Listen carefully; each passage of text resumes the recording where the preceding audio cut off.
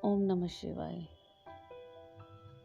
आज भक्तों, मैं आपको सुनाने जा रही हूँ सोमवार की व्रत की पावन कथा। यह व्रत भगवान शिव को अत्यंत प्रिय है और जीवन के सभी कष्टों को हरने वाला माना गया है।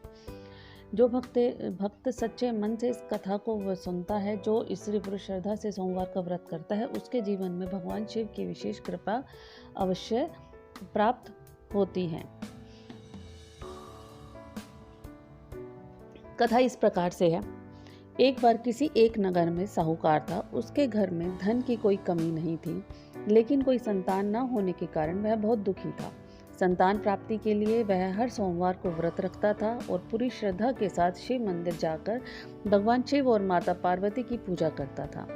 उसके भक्ति देखकर एक दिन माँ पार्वती प्रसन्न होकर भगवान शिव से साहूकार की मनोकामना पूरी करने का निवेदन किया।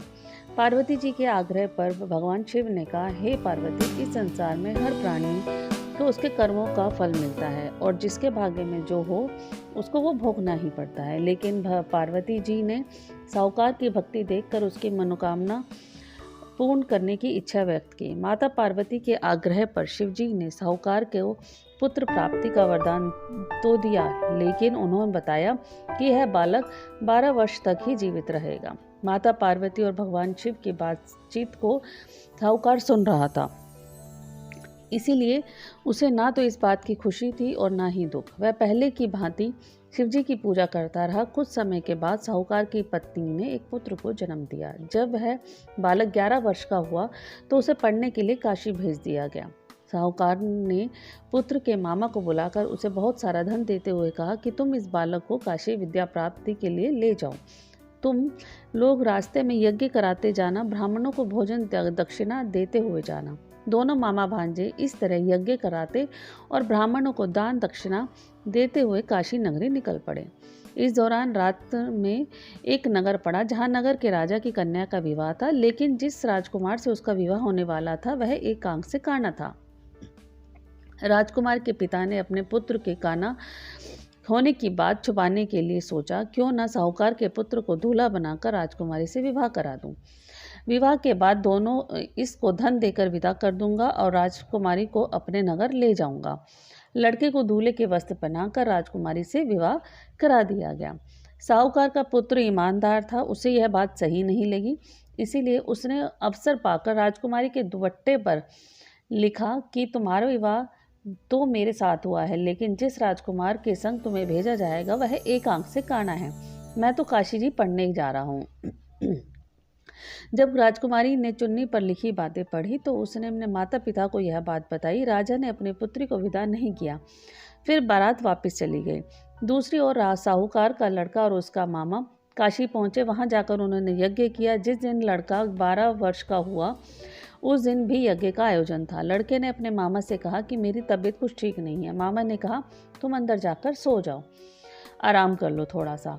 शिवजी के वरदानुसार कुछ ही देर में बालक के प्राण निकल गए। मृत भांजे को देखकर मामा ने विलाप करना शुरू किया। संयोगवश उसी समय शिवजी और माता पार्वती उधर से जा रहे थे। पार्वती माता ने भोलेनाथ से कहा, हे स्वामी, मुझे इसके रोने के स्वर सहन नहीं हो रहा है। आप इस व्यक्ति के कष्ट को अवश्य दूर करें। जब शिवजी मृत बालक के समीप गए तो वह बोले, यह उसी साहूकार का पुत्र है जिसे मैंने 12 वर्ष का आयु का वरदान दिया था। अब इसकी आयु पूरी हो चुकी है। लेकिन मातृ भाव से विभोर होकर माता पार्वती ने कहा कि हे महादेव, आप इस बालक को आयु देने का कृपा करें, अन्यथा इसके वियोग में इसके माता पिता भी तड़प तड़प कर मर जाएंगे। माता पार्वती के पुनः आग्रह पर भगवान शिव ने उस लड़के को जीवित होने का वरदान दिया। शिव जी की कृपा से वह बालक जीवित हो गया। शिक्षा पूरी करके लड़का मामा के साथ अपने नगर की ओर वापस चल दिया। दोनों चलते हुए उसी नगर में पहुंचे जहां उसका विवाह हुआ था। उस नगर से भी उन्होंने यज्ञ का आयोजन किया। उस लड़के के ससुर ने उसे पहचान लिया और महल में ले जाकर उसकी खातिरदारी की और अपनी पुत्री को उसके साथ में विदा कर दिया। इधर साहूकार की पत्नी भूखे प्यासे रहकर बेटी की प्रतीक्षा कर रही थी। उन्होंने प्रण कर रखा था कि यदि उन्हें अपने बेटे की मृत्यु का समाचार मिला तो वो भी प्राण त्याग देंगे, परंतु अपने बेटे के जीवित होने का समाचार पाकर वह बहुत प्रसन्न हुए। उसी रात भगवान शिव ने साहूकार के स्वप्न में कहा, हे श्रेष्ठी, मैंने तेरे सोमवार के व्रत करने और व्रत कथा सुनने से प्रसन्न होकर तेरे पुत्र को लंबी आयु प्रदान की है।